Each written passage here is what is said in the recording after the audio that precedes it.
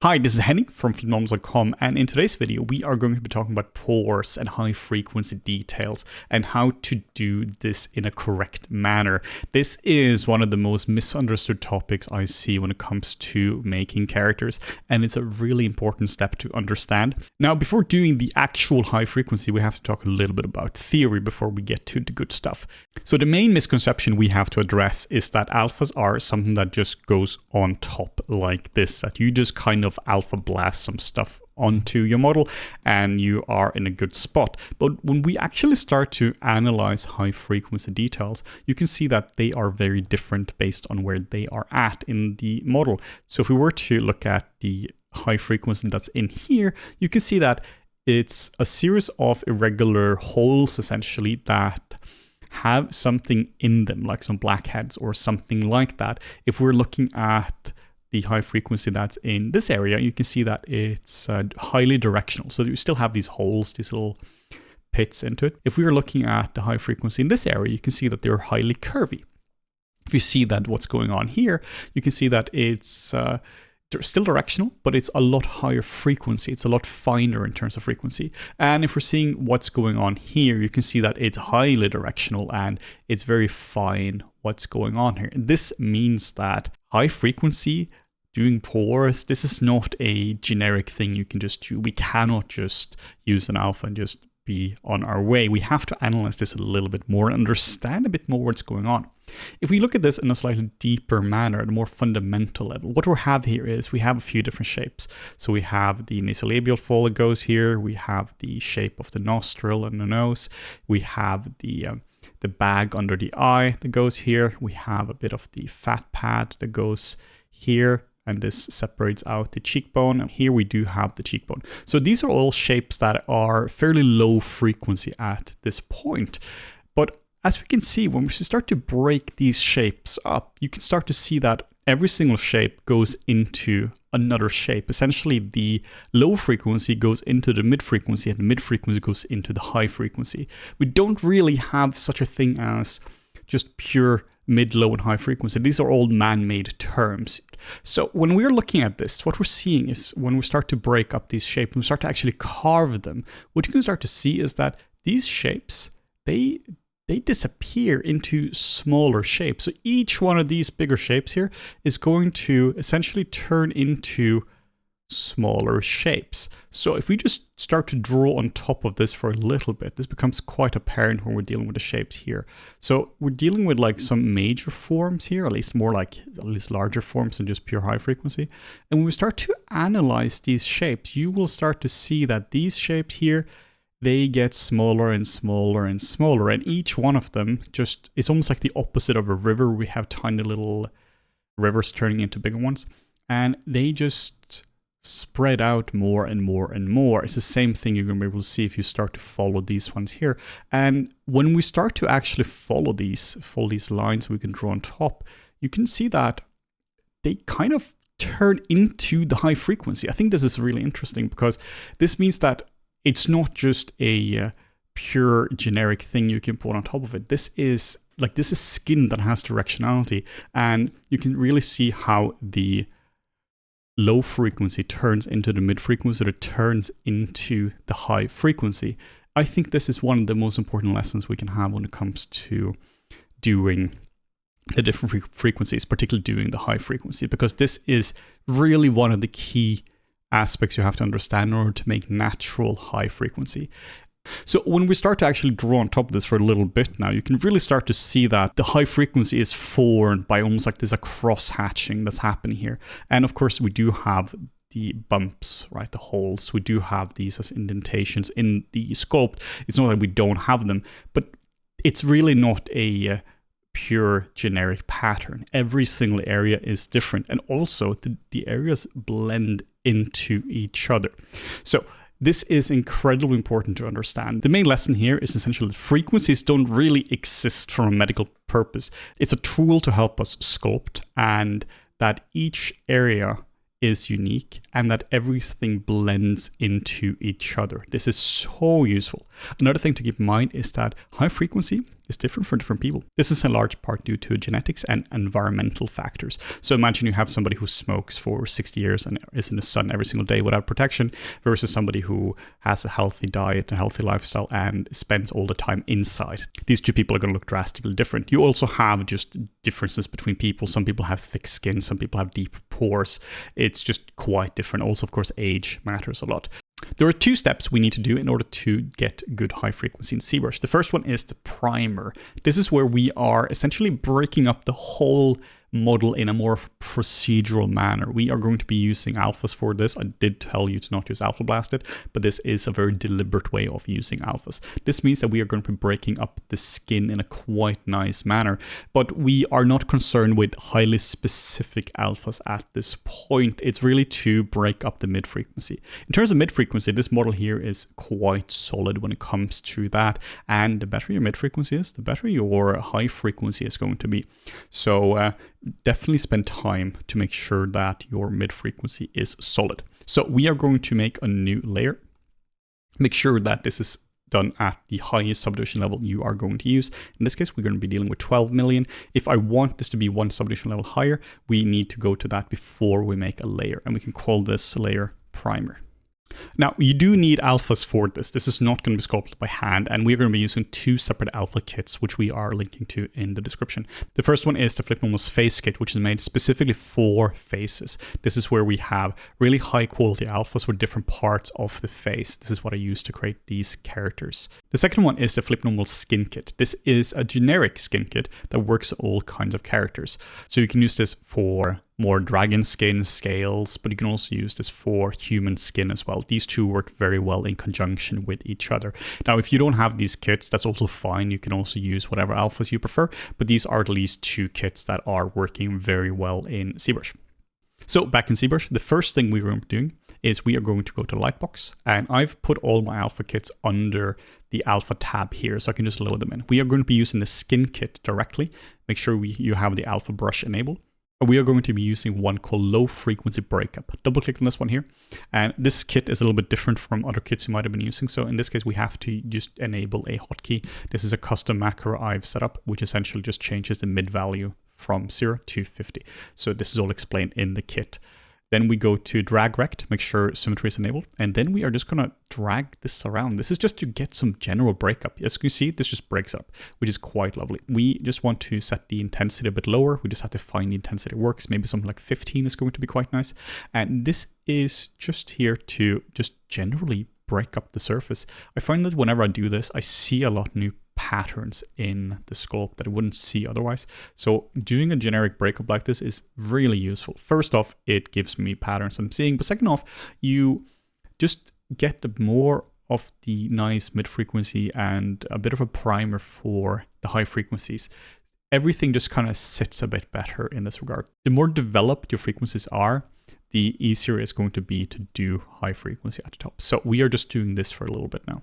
So you can see I'm just rotating them around, but I'm trying to keep the scale about the same. I think this is quite important because otherwise it's going to look really weird. It's almost like textile density when you are texturing. It just has to remain about the same.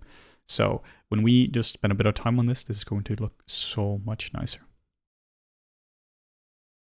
Next up, we are going to be using some alphas from the Face Kit. So we go to alphas again, we go back to the main menu, and we're going to be using Face Kit Old. This has a lot of really good high quality alphas. I'm going to be using the one called Nasolabial Fold Bottom, and just double tap this one, hit the comma key, and then we're going to be just enabling our mid frequency hotkey as well. So I did just spend quite some time explaining why you shouldn't just alpha blast it, but from a purely practical point of view, you have to use generic alphas like this to some degree. This is just to get some overall breakup into the sculpt. I'm trying to keep it with the directionality in mind.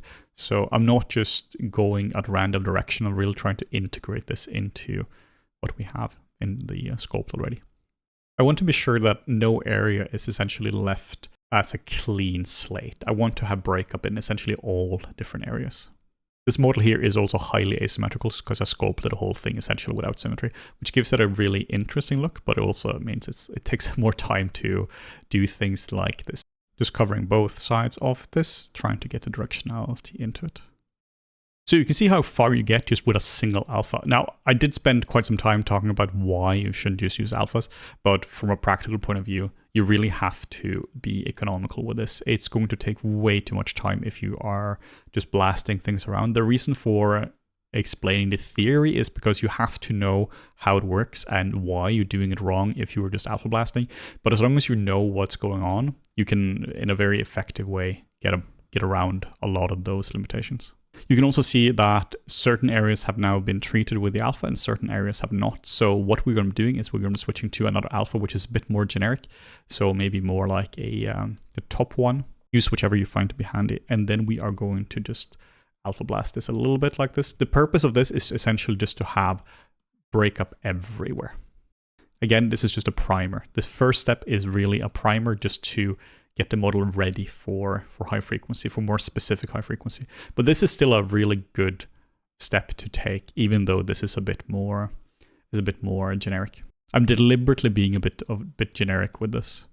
So this is step one of the primer level done. The next is to integrate this, because now we're going to be seeing a lot more of the general varieties within the skin. So I'm going to be sculpting on top of this quite a lot now. This is supposed to integrate the details we've added now and allowing us to see new patterns, which is really nice. A lot of these are going to have to be blended in. A lot of these are going to have to be erased, and some of these are just going to have to be emphasized as well. So this is a really nice way to add a bit of a primer, add a bit of a base to the model. This takes longer, but it's going to look really nice in the end because we're very, very conscientious about this. We're building this up very deliberately. And if this is a bit brushstrokey, that's totally fine. The model is actually quite forgiving when it comes to brushstrokes when you're dealing with high frequency, since you're adding a lot of stuff on top of this. My thinking now is that I'm trying to find a directionality in the alphas we put down, and I'm going to integrate this into the sculpt. It's really not here to just be a high frequency base. It's here so that I can integrate this into the mid frequency. Thinking about the frequencies as man-made also makes a lot of sense when you think about it, because it's just a tool for us to see the different stages of sculpting. Someone who's doing traditional clay sculpture, which is going to be seen as statues on a pole in a city, has a very different idea of what frequencies are compared to somebody who works at ILM or Weta doing extremely close-up characters for movies. So I think it's really important just to think about that. Frequencies are just different depending on who is judging it for what job. If somebody is doing printable figurines, they can't get to this level of pores. So there's not really any point of having this as the high frequency because you cannot get to this level. So somebody like that is going to have a different idea what high and mid and low frequencies are. So it's all in the eye of the beholder. It's really useful to think about high, low, and mid, but it's not a universal concept that works for absolutely everything. So you can see how much more variety there is in the sculpt simply by spending a bit of time on this. This just takes time. You really need to embrace manual labor when it comes to sculpting. I think embracing that things are gonna just take time is really a superpower. Embracing that manual labor as a thing is really, really beneficial to you when you're sculpting. Otherwise, you're gonna be looking for all these automatic solutions for this. And when it comes to sculpting, there really aren't automatic solutions to things, particularly not when you're doing more of a creative character like this. You have to embrace the grind, really just sit down and just spend as much time as this takes. Doing this model for me has taken a lot of time, and I'm not looking for quick solutions to it. That's why I'm so adamant about the two different stages, about doing the primer, spending a lot of time on this, and then finally doing the high frequency at the end after this is done. If you rush this stage, it's going to just look rushed. It's not going to integrate nicely. And the nicer your high frequency is, the nicer your textures are going to be. This is something a lot of people don't know about, that if you have a nice high frequency base, doing any kind of texturing on top is going to be significantly easier. It means that if you have a model that's properly modeled, where all the shapes are in, all the high frequencies are correct, doing texturing is significantly easier because you can often get away with simple gradients for the color map, and the specular roughness is also going to just work a lot better out of the box if you have a good sculpted base. Put another way, if your high frequency is not well done. Texturing is significantly harder, and you have to do all sorts of bootleg hacks, like you have to try to bake down all the curvatures and the cavities and squeeze out everything, potentially have a lot of images which has a lot of specularity baked into it for high frequencies and all that. But if you simply have a good model that works, you're gonna be in really good hands already. And if your textures are good, it's gonna be a lot easier to shade something. If your shading is good, it's gonna be a lot easier to light something. If lighting is good, it's gonna be easier to grade it, and ultimately it's just gonna look a lot nicer. So for me, a good sculpt is truly the foundation for everything else down the line. And if you rush this stage, you're rushing the foundation. This is truly the foundation of the character. Also notice I haven't used the smooth brush once. I don't think smooth brush is bad per se, but I do think that you need to use it with moderation. Smoothing is essentially blurring. And if you blur something, then you lose detail. And losing detail is not what we want. Though what you can do, you can blur things strategically. So if something is too noisy, you can of course blur it. It's the same with an eraser. If you're drawing by hand, sure, an eraser is a removal brush, if you will, but sometimes you gotta remove things. Sometimes you gotta just simplify things down with a smooth brush as well. This is just a personal sculpting style I have that I tend to not use a smooth brush a whole lot, but that is entirely up to what you want to get out of sculpting and how your personal sculpting style is. So while a good alpha kit like the FlippedNormals Face Kit and FlippedNormals Skin Kit, they are really, really handy as tools, they're not going to do the job for you. You do really have to put down the legwork for this. Really embracing that is just going to take some time. They can, of course, significantly speed up your work, and finding just one or two alphas that work for you can be a real godsend. I'm trying to break up the low and the mid frequency as well. Really trying to make these shapes a lot more interesting than what they were before. My strategy as well when it comes to sculpting is to sculpt over the whole thing. Really genuinely sculpt over the whole model multiple times. This is a really time-consuming task, but this is going to help you so much. We're now done with the primer pass, and the next step is to do the high frequency specific pass. So this is where we are adding specific alphas and specific spots. So let's make a new layer, and then we're going to be naming this pores. Before we do that, we are going to be storing a morph target. The reason for this is that we can now erase from the layer. So the gist of this is that we store a morph target, we can now just paint whatever we want to, and if we sculpt whatever we want to, and now if we want to remove this, we can just use the morph brush and we can just erase this from it. This is exceptionally useful because this allows you to balance the pores, and if you screw up, you can always just remove from this. So we are going to just store another morph target here, and then we are going to go into the standard brush, go to Lightbox, and we are going to be using a combination of the old and the young kit. For now, we're going to be using the old kit, we're going to be using the face map, and we're going to be using the eye bottom. Double click this one. This is going to be adding it to the standard brush, and make sure you have the drag rect enabled. And then we are going to be adding this to the eye, also just using my magic hotkey here. And now you can see that we can just drag this out. So then we just experiment with the intensity, seeing what works, and then we can play around a little bit with this. 28 was a bit too intense, so we can just experiment with this. And now you can see that we get these really nice shapes. Now this does bring in a little bit more shape into the eye. This is not a problem for me right now, but if this is an issue, you can also erase things from this. So if you want to erase something now, we can use the hotkey, which is BMO, and you can just paint out certain parts. So this is really useful. You can really just paint out parts like this, or sculpt them out, if you will. So we can just sculpt out these parts, and now they're just going to be gone. Next up, we are going to be switching to the Face Kit Young. This is because the pores are a bit cleaner than the old one. So we just go back here, we go to the Young kit, and then we're going to be going through each part. So there is a legend in the kit itself, and if you're using a different kit, this is of course different. But essentially it's made in a logical manner, and you can consult the kit itself if you are interested in that. Then we are going to be using my hotkey again, and we're going to try to get some directionality into this. It's impossible to make this look exactly the way it did in the photo, simply because we don't have time for that. If we wanted to do that, we would have to spend a significant amount of time just to get this right. And frankly, most of the time it kind of works to do what I'm doing now.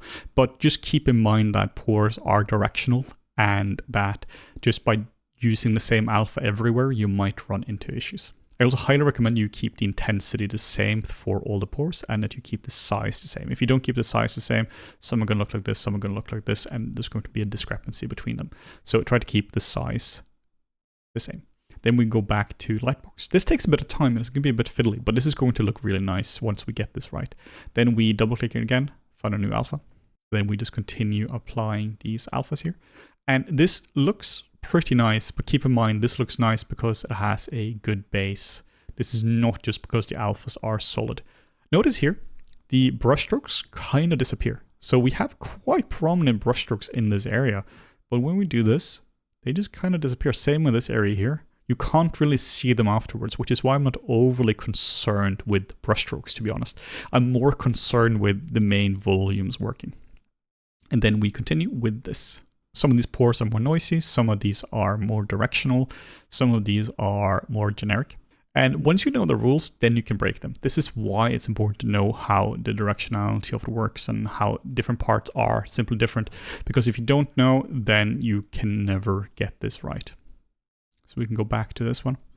I want this part here to be a bit more generic when it comes to pores. We can also decrease the intensity. You just have to be aware that you are decreasing the intensity. So it's a deliberate choice and not just something that you're just kind of playing with and going up and down, because then the character is just going to look really odd in the end. And this is honestly quite fast. This stage here doesn't take too much time, but it's only fast because we spent proper time on the primer. If this is not done, then it's simply not going to look as nice. We can very easily prove this by going under the different layers and removing the primer layer. So you can see how much nicer it looks with this primer layer. It really just enhances the mid-frequency.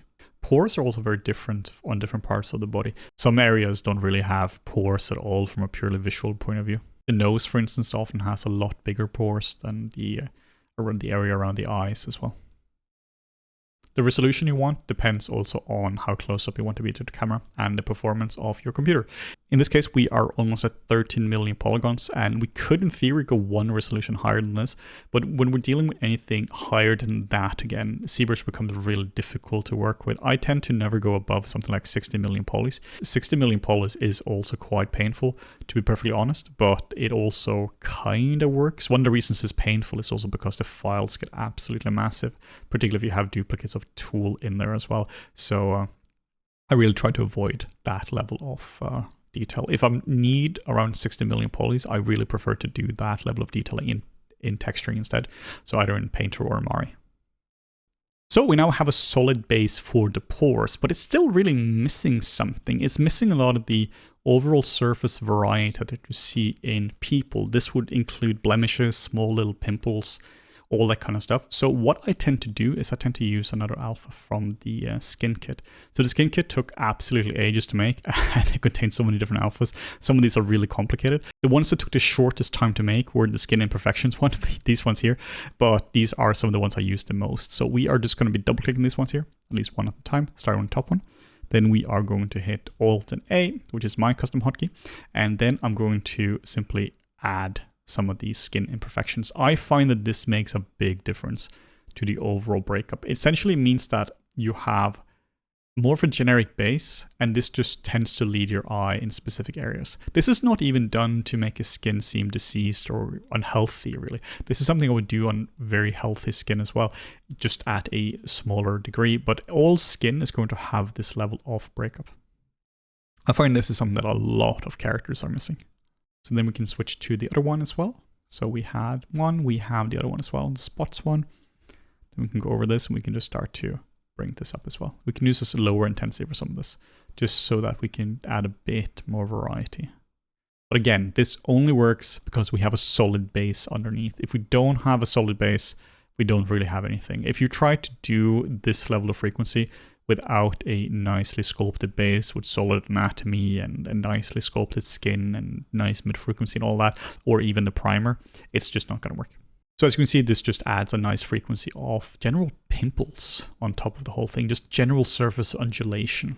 Then we can go over with the single spot as well, which is what you assume it is. It's a single spot. Here we need a higher intensity, so we can just add a bit of a higher intensity here. Maybe we can try like 30. We can just get some of this out. This can just help to just break up the skin a little bit. You might want to add like maybe like a bigger one over here. This is just something that can add just a bit of variety. A bit too strong, so we can just go in here and just make this a little bit less intense. You can also add layers upon layers on these, because sometimes pimples, they do have this layering. like this. And then finally, when I'm done with the whole thing like this, then I tend to go over the model again, and I tend to go over with the damp standard brush and really integrating a lot of this. I'm trying to kind of fake some of the directionality we had originally in the reference. So really trying to get some of this into it, because now we can see so many more things in the sculpt that we couldn't see otherwise. So going in and just adding more shapes into it is very useful. I usually spend quite a lot of time on this stage of the sculpt. Once everything's done, just go in and just try to force in some of the directionality that we don't really have. So at this point, I tend to not use the clay brushes at all, because the clay brushes remove the surface details, while the standard brush and such, they are going to preserve it and instead just add a bit of variety to it. So it essentially preserves the surface while allowing me to cut in and out. So I find specifically the damp standard to be an exceptionally useful brush for this. So if we enable and disable this layer now, you can see that there's just a bit more variety in the sculpt. I find this to be pretty important to do. Also keep in mind that whenever you export out displacement maps or normal maps from ZBrush, and you bring this into something like Arnold or a game engine, everything is always going to look softer than this. This is because of the subsurface scattering. There is speck on top, there is soft lights. It might be that the maps don't even transfer everything over. So I think it's really important to emphasize this a bit more, really go a bit crazy with this and make sure this is a bit more prominent. So now we're done with the high frequency, I have a little tip for you, which is really handy. We are going to be making a new layer. We're going to be calling this Enhance. And then we are going to go under deformation. And there are two sliders we can play with now that's going to be quite interesting. The first one is going to be contrast. So by increasing the contrast, we are going to get, well, more contrast in the sculpt. So you can see there's just so much more contrast in the sculpt now. And this, of course, can look quite intense. So if you were to enable and disable this, you can see this just enhances everything. It really just enhances the contrast. And the cool thing is, since this is a layer, you can change the amount. So you can change this from 1 to 0.1. You can just squeeze out a bit more juice from the sculpting. You can also just go in here. We can set this to maybe 0.3 is going to work quite nicely. So this just gives me quite a lot of contrast. The second one is going to be a smoothing pass, or the opposite, which is sharpening. So we are going to be calling this sharpen. How on earth do you sharpen in ZBrush? Well, you can't, right? There isn't really a sharpen one here. What we do have is we have smooth, and if we set this smooth to a negative amount, what is negative smoothing? Well, negative smoothing is sharpening. So we can just do that. We can just drag the smooth slider to the left. This is essentially a sharpen pass equivalent to what you'll find in something like Photoshop, where you're just sharpening the details up. And I find this to be really handy when it comes to high frequency details, really squeezing out the last bit of juice from this. So if we look at this before and after the sharpening, you can see that this just looks a lot sharper. And if we look at this before and after the contrast, you just get out a lot more details from the sculpting. So that's it for today's video. I really hope you enjoyed this high frequency sculpting video. This is something I don't really see a lot of people talk about. So it was really fun to finally make a video where we got fairly in-depth regarding high frequency and pores. Let me know if you have any cool tips regarding doing high frequency, and if you have any suggestions for further videos you want to see from us, let us know in the comments and we'll see you in future videos.